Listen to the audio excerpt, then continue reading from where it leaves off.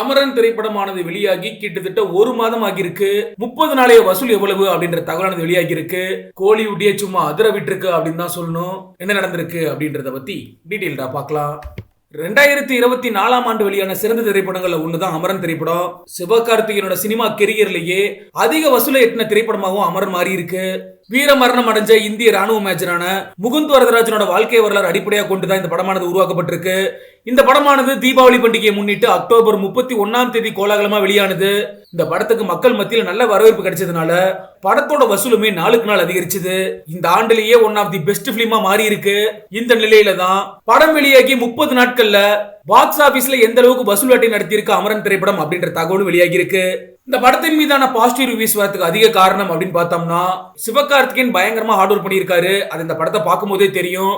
Major Mukund வரதராஜனா நடிச்சிருக்காரு அப்படிங்கறத விட மேஜர் முகுந்த் வரதராஜனா இந்த படத்துல வாழ்ந்திருக்காரு அப்படின்னு கூட சொல்லலாம்.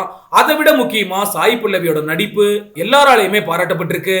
படம் வெளியான முதல் நாள்ல இருந்தே ஒவ்வொரு நாளுமே அமரன் திரைப்படமானது தொடர்ந்து வசூல் சாதனை படைச்சுக்கிட்டு இருந்தது அப்படிங்கிறது குறிப்பிடத்தக்க விஷயம். முதல் 3 நாட்கள்லயே 100 கோடியும் 10 நாட்களே 200 கோடின்னு சிவகார்த்திகேயன் நடிச்ச எந்த படமுமே எட்ட முடியாத வசூல அமரன் திரைப்படமானது எட்டினது.